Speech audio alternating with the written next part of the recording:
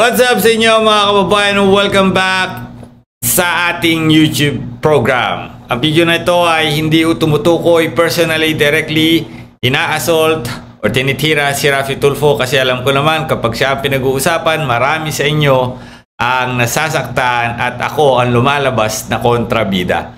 Ang video na ito ay upang himayin natin yung batas na gustong gawin ni Senator Raffy Tulfo sa kapakanan umano ng mga OFW. And bilang isang OFW, siguro naman ay may karapatan ako na tingnan o sisain ano ba yung batas na gusto niyong gawin para sa atin. At meron na ba mga batas na nauna ng, ginawa or final o meron bang programa ang gobyerno para sa mga OFW na nauna na tapos ngayon meron din siyang isinusulong. Tingnan natin alin ba ang programang mas mabuti para sa ating mga OFW. Pero bago lahat, ang video na ito ay hinatid sa atin ng LBC. Get ready, kabayan! With LBC, panalo sa padala, Middle East. Pwede kang manalo ng 500,000 pesos. Brand new Suzuki Bergman Street Maxi Scooter. Other exciting prizes sa aming grand and monthly draws. Simple lang makasali. Just avail any of our LBC holiday offers. You can also get a raffle entry when you send with LBC Kabayani Deal. Sa LBC, panalo ka na sa discounts. Panalo ka pa sa premyo with LBC. Panalo sa padala. Alright, tingnan na muna natin ang video na ito na kuha sa Senado. At ito yung part na kung saan ay iminumungkahi na niya ang itong batas na kanya hong ginawa o final. Then later on po, tingnan natin kung ano ang maganda, ano yung magandang may dudulot nito sa ating mga kababayan bilang OFW. Panoorin natin, pakinggan natin. Now, doon po sa pinag-propose ko na Balikbayan Hub, na magkakaroon po ng quarters ang mga OFWs, especially while waiting for their flights. In some cases, nagdidelay po yung flights. Nakikita ko po yung OFWs natin minsan, natutulog sa sabi ng CR, natutulog sa bangko, yung iba sa sahig pa mismo, ginagawang ulan ng kanilang bag. Now, I'll ask the DOTR or maybe the Manila International Airport Authority,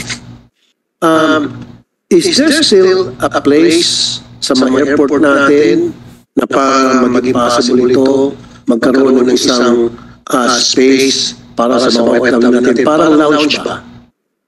General Gonzales, sir. Yes, Mr. Chair, magandang umaga po sa inyo lahat, especially to our presiding chairman. Sir, for the info po, sir, we have already made some coordination with the OWA, sir, under OWA chairman, Arnel Ignacio. And in fact, sir, just to give you an update, we have already dropped MOA with the OWA and the MIAA. And to provide you an update, there's already a place at... Okay, teka lang Nagulat. Natameme ako doon. Anak pala to ni late Secretary Ople. Kaya kinilabutan ako. Kinilabutan ako. Kala ko si Secretary Ople ang nakita ko dito sa Senate to. Anyway, rest in peace. Nay. Nay, alam ko nakikinig ka. Okay, nagulat lang ako. Nandito yung anak mo. Sige po. Continue natin.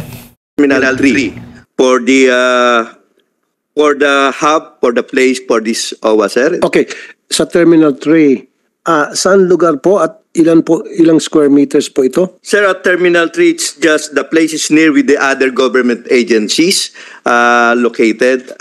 And it is inside the airport? Inside the airport po, Mr. Kaya po, saan po banda at ilang square meters ito? Baka naman... Kwarto na good for 5 people na lang. Located at level 3 at 270 square meter po, Mr. Chair. Oy, malaki-laki na rin yun 280? Wala ko lang, sabihin mo ng 300, diba? Square meter. Malaki na yun. Area. Okay. So, just to update you, according to the draft MOA, fees and rental changes, including the fees and charges for water and electricity at MIA, co-chair in the project. It's free po, libre. Then, Sir, if we continue, I have a suggestion to you. Hindi pa ako natatapos siya. Kawawa naman, oh. Yung nagsasalita mo, di ba tinatapos, Senator, eh. The floor is yours naman, eh. Ayayin nyo muna yung iba. Okay. At airport natin, may tinatawag na VIP lounge. Minsan, na punta ako doon, hinila ako, kasi Okay. So, ito yung gusto niyang tumbukin kanina. Pinauna mo pa yung gobyerno. Okay. So ngayon, nalaman ni Senator Tulfo na meron palang programa ang ating gobyerno. Kaya lang, mas gusto niyang ihirit yung kanyang gustong maging programa. sumagot sa akin, lang ko. Sayang. Alisin na kayo natin yung mga VIP lounge na yan. Sino ba yung mga VIP na dapat uupo doon? Pupunta doon. Imbes na mga VIP lounges na lalaki, bakit hindi natin convert sa OFW lounge? Mga yun. And kung kailangan natin budgetan yan para magkaroon ng free coffee, pastries, andyan naman. Teka, ang VIP lounge ay minsan shared by the airline, di ba? So dapat konsultahin din yung airline kasi they have a VIP, di ba? They have a ang tawag na, business class, first class, di ba? Kadalasan ganun din. Magkaiba ba yun yung VIP dun sa mga class ng aeroplanong binibigay sa mga pasahero nila? Alam ko hindi yata nalalayo. Okay? So dapat there's a consultation. Kaysa i-direct natin Senator Raffy Tulfo na tanggalin na agad yan without consultation, pangit pakinggan. Oo nga, ibibigay natin sa OFW, paano naman yung maapektuhan? So may masasabi talaga yung ibang tao dyan. DMW sa OWA, what do you think? Konting conversion na siguro, and ano yung pwedeng... The OWA and DMW cannot say anything kasi it's the property of the airline, the airport, eh. Kumbaga, itong si DMW and OWA, as announced kanina, sinabi nung DOTR kanina na nakipag-usap na sila and they are allotting space naman doon. So, hindi sinabi na, tatanggalin natin yan. Okay? Magawa natin construction para maging fully operational bilang isang OFW lounge. That's a very positive po, Mr. Chair, your proposal, and we will discuss it with the management po, sir. And hopefully talagang maganda po yung recommendation po, Mr. Chair. So sa bawat airport, alam ko, meron tinatawag na VIP lounge. Get rid of the VIP lounge siguro. That's unnecessary. Kasi mga VIP, can afford naman sila kumuha ng mabuhay lounge. Diba? Can afford naman silang dumating ng late kasi nga, VIP nga sila. Minsan hinihintay pa ng aeroplano. Yung mga OFWs natin pupunta ng maaga tapos nadadelay yung flights. Natitengka sila dyan sa paligid. DMW, uses a CACDAC. Is this something that you're prepared once na naging bill ito? Magkakaroon ba tayo ng maayos na programa para maging magandang operation itong tinatawag kong... Alam ko, kapafile mo lang nito eh.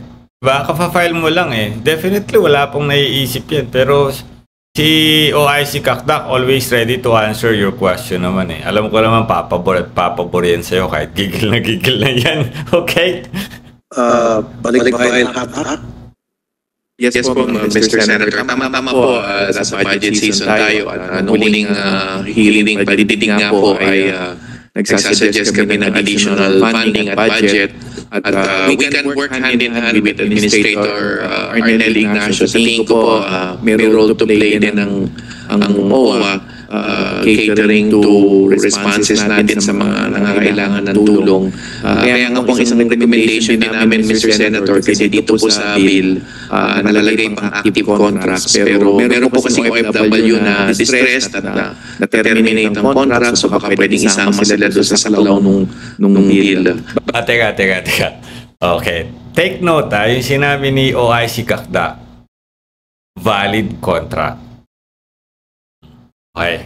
Mukhang may something dito sa batas na final mo, Senator Raffy Tulfo So, is it for all OFW or may specific OFW lang na pwedeng mag-avail yang sa Balikbayan Hub na sinasabi mo? Okay, tingnan natin mamaya, patapusin muna natin sila.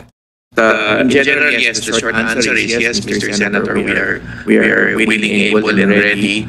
At tama-tama po, again, sa budget season, so pwede na pong i-angkla natin sa papasok na 2024 budget ito. Mr. Arnel Ignacio? Mr. Chair, gaya po na nabanggit ng ating mga kaibigan sa DOTR, ito po, ginagawa po ng bill, nagbuno kami ng isang model na itatayo sa Terminal 3 ng airport natin. So dito po, pareho-pareho tayo nang iniisip, meron tayo diyang lugar kung saan sila pwede makapagpahinga, may shower, mayroong coffee, mayroong kung ano yung kakailangan nila. Kung sila man ay nagkaroon ng delay ng flight, kung ano po yung eksakto nyo pong nasa isip, bago po tayo nagkita, nakikipag-usap na po kami sa mga opisyal natin. Oh, sumegwe ka, admin para bang sinasabi mo, bago mo pa maisip, naisip na namin yan. Sorry po.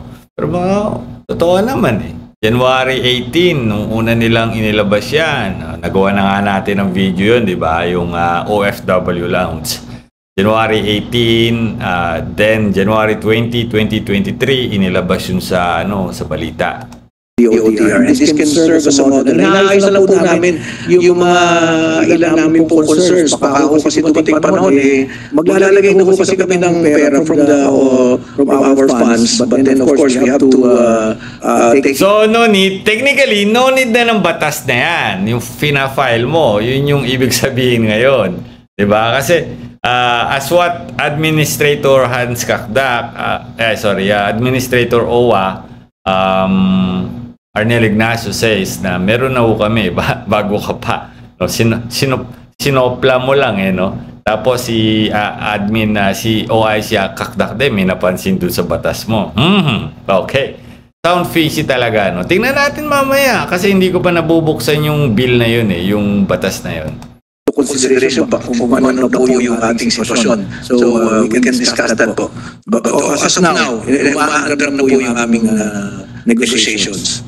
Okay, ongoing negotiations with DOTR, with MIA. Magkano naman sa budget ang tingin mo sa isang OFW lounge sa isang airport? How much would it cost to build a facility like that? Dun sa existing space that we've checked, which is almost 300 square meters, 297. We've allotted about 7 million for renovation para maging at par with the lounges of the other airlines. Of course, this can still... See, as I told you, nabanggit niya yung airline. Kasi alam ko talaga, kasama dyan yung airline. May part dyan na airline yung nagpapaano doon sa lounges na ganyan na sinasabi ninyo. Increase if the right. Kaya kung mapapansin niyo po yung sinasabi ni Senator Raffy Tulfo, nakikita niya diyan sa gilid-gilid natutulog, 'di ba? Nakaupo kung saan-saan. Simply because hindi nila yung lounge na yun ay hindi para sa airline nila. O yung mga stranded, kung sinasabi mo na delay, etc. Yun yung ibig sabihin dun. Kung lahat ng eroplano may lounges dyan, okay? Kahit economy class lang yan, do you think may mag-ano pa dyan? Wala siguro. Kailangan ba ng mga kama doon o siguro yung mga sofa lang na pwede silang kaya para mas marami makumulate pesos, maglalagay tayo ng kama roon at paano kung lahat gustong humiga? What we want to approximate is our OFWs to experience how VIPs are treated in the lounges of international airlines. Doon po kasi merong kumpleto, tuloy-tuloy ang pagkain, may shower, may prayer room. Kumbaga, yung experience. Teka, Baka naman mamaya, depende sa ano yan. Wala namang ganon. Depende sa aeroplano, sa klase ng aeroplano, sasakyan niya. Wala naman bang ganon? Tuwagan natin mamaya si admin. Kadalasan breastfeeding room. Yes, breastfeeding room meron po. So, yun po ang ating gagawing template. Para naman yung ating OFWs, as we call them as our heroes, ipararanas mo natin sa kanila yan. Thank you very much. Okay. Sa Civil Aviation Authority. Tatawagan natin si admin na Ronel Ignacio tungkol dito. Good morning! Good morning po, admin. Ito, nanonood ako dito. Nai-istorbo ba kita? Hindi naman. Okay, nanonood ako dito ng Senate hearing ninyo and I find it very, very useful. I remember January 2023 ay nakipag-usap na kayo sa DOTR before Senator Raffy Tulfo file a bill for OFW lounge. Am I correct, admin? Actually, yung bill nila, nagawa na namin eh. Send pa ako sa iyo na pinag-uusapan na model na send ako sa iyo. Nakatapos na kami sa Region 10. Yeah. Meron na, operating. Sir, as far as I understand, dito sa OFW lounge na pinopropose ninyo together with DMW sa DOTR, sakop na ito lahat, di ba? I mean, may kontrata, returning Filipinos, or distress. Sakop, di ba? Oo. Sakop yan. Pwede na gamitin yan. Kasi nga, ang original motivation namin para gawin yan. Kasi para masapo yung seafarers na laging sinasalubog ng mga ambulance chasers. Para doon sila, meron ng abogado, pati abogado meron doon. Para kung sino man. Oo. Nakikipag-ugnayan kami sa IBP. Tapos meron naman tayo rin. At least yung makakausap nila, masasandalan nila yung payo. Tama. Eh sir, hindi lang yan kasi nga kasi hindi ko sa Senate kahapon eh kasi nga merong balita na ipa-privatize sila. So gusto namin malaman eh, maglalabas kami ng pera eh, pagkatapos ipa-privatize yun, ano magiging epekto sa amin. Tama. Kasi as I remember, 7 million pesos ang inilalaan nyo dito. And I'm wondering, bakit hindi natuloy ito? Kasi pumasok nga yung isyung privatization sa NAIA. Oo. Hindi naman siya hindi natuloy. Na-delay lang kasi nga, nag-aantay kami ng sagot sa kanila. Yes. Ang gusto namin kontrata mahaba eh. Kung 2 taon lang nila bibigay, siya naman, lugi naman kami. Oh, so per contract din pala yun?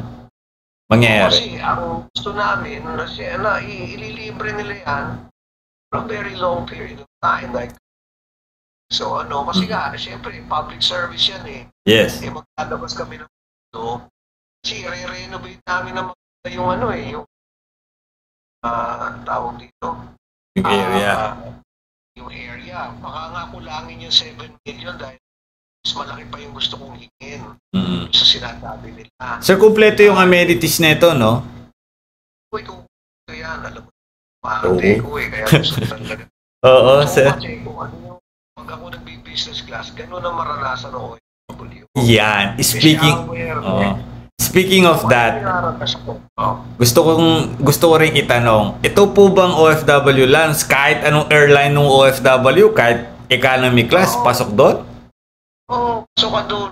Kasi yun naman mga nagbi-business class, huwag na mahiya naman sila, huwag na nila gamitin yan. Meron naman silang lounge. Oo. So iba yung sa business class na sakop yun ng airline, di ba? Oo, kasi pag business class ka naman talaga may lounge ka eh. Yes. Yung mga OFW. At saka pagka natuloy yung ito mukhang matutuloy naman to eh, na makakapagtayo eh, na malapit sa airport, office na may shelter and all. Wow. Kaya ang bala ko dyan, OFW, dyan napatambayin. Tapos bibigyan ng shuttle yan para sila makihalubilo doon sa airport. Kasi sa taga-OWA, meron silang pre-departure assistance. Kasi madalas siya kung ano pinipilit din doon sa airport. Bisa kita ng latik, punyetas, Mario Joseph, siyempre hindi makakalusot yung bag pa lang. Tama. Ulit. Tama, oo. So, hindi ako siplan doon sa kami nakitang property malapit sa airport. Malaki-laki. So, i-convert yan. Kasi nga, yung may natitira kami pera yung hinihingi, naantay na lang namin yung signal ng DBM. Mas okay pa pa. Mas okay pa actually yung proposal ninyo dito sa OFW Lounge kaysa do sa hindi naman sa sinasabi ko pangit yung kay Raffy Tulfo, Senator. Definitely maganda rin yung hangarin kasi pareho almost the same eh. Pero yung sa'yo kasi more on pang tao talaga eh. Yung lahat nandoon din, naisip mo pa yung sinasabi mo na pre-departure etc. Ito mas okay to. Yun nga lang, kailangan ng budget. Yung budget naman, permiso lang. Kasi may pera naman ng OWA eh. Yun lang permiso ng DBM. Kasi kami, nakakatuwa naman kasi fully support kami ng Congress. Yeah. Napanood ko rin yun. Kunting na lang. Kaya lang ako very much, admin. Alam ko busy ka pa. Alas 4 na rin pala dito. Tulog na ako. God bless you. Okay, bye-bye. Bye-bye. Thank you very much for your support. Thank you. Ayan, tinawagan ko na mismo si admin Arnel Ignacio.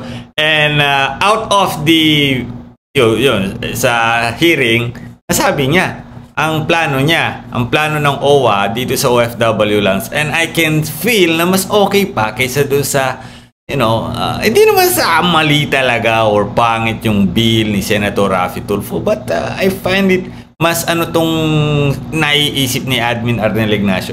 Anyway, hindi na natin muna siguro ipagpapatuloy itong video ni Senator Raffy Tulfo. Let's proceed na lang. Tingnan na lang natin ano itong batas na sinasabi niya. Ito mas okay siguro na pag-usapan na natin ito, no? And this was filed on April 19 pa pala ito. Final na niya.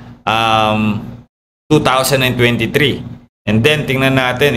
Ko na lang to. Yan. I-download na natin. Ayan. Okay. Ayan. Nakikita nyo ba? Nababasa nyo?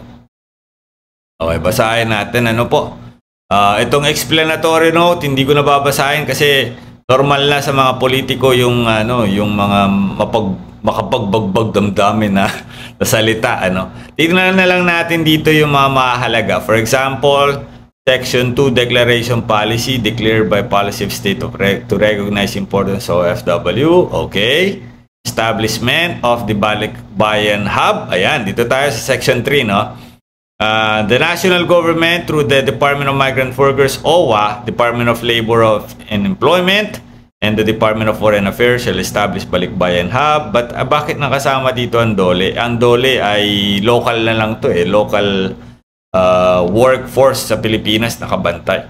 Pero sige, shall establish the Balikbayan Hub, an OFW resting lounge in all international airport which cater flights to and out of the Philippines, which caters the welfare of all active OFW with existing contracts. Ha?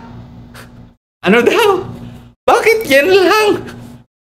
Teka lang, parang kala ko ba lahat ng OFW? Bakit ang i-cater lang dito yung mga aktibong OFW na may valid, may existing contract? Paano yung mga distress? Like, paano yung mga umuwi sa Pilipinas na hindi natutulfo? Yung pinauwi na lang bigla, na walang kadala-dala. May ganun eh. So, ibig sabihin, hindi sakop na ito. Ay? Akala ko pa naman na, bidang-bida pa naman ng mga vlogger dito sa Saudi Arabia itong happy dito, mga OFW, ika nga nila. Paano naging happy? Existing contract, OFW, active lang pala ang binabanggit sa batas. Hindi yung, naku po. Tingnan muna natin, baka nagkakamali lang ako. Establish, operate, purpose and objective. Okay, Balikbayan situated in every international airport with cater flight. Okay, walang nababa. Yan by all active and existing contract pa rin. Tapos dito, B, Balikbayan Hub shall serve as primary resting area for active OFW and existing. Wala ako na ba? May nababasa mo ba kayo? Palagi na nga natin. May nababasa ba kayo na paano yung mga distressed Pilipino? Diba? Yung coming from outside, from outside of the Philippines dumating. God. Akala ko naman, wala talaga, oh. Dapat ito yung sinasabi niya ni OWA, ni OIC Kakdak, dapat wala. Sorry, wala siyang nakasulat dito kung sasakupin yung mga distressed Filipino migrant workers pala. Wala tayong magagawa. Ay, naku po. O, kayo na humusga, kayo na humusga ako. I'm done with it. Hindi ko na ho para sabihin nyo baka sabihin nyo na naman, mali ko na naman si Senator Rapi Tulfo. Kayo na humusga, nakita nyo yung bill niya, di ba? Active lang. Unlike dun sa sinasabi ni OWA, lahat sasakupin niya yun. Diba? Kaya distress ka or hindi. Tapos gagawa pa sila ng isa pang area na kung saan yung mga may daladalang bagoong na banggit niya. Nako. Ay, nako. Walang sama na loob, mga kababayan. Ito ay pure of my reaction lang. Kung meron hong masama loob dyan, ako mag-pineapple juice muna ho kayo pa. Atakihin ka, kasalanan ko pa. Maraming salamat sa inyo lahat, mga kababayan.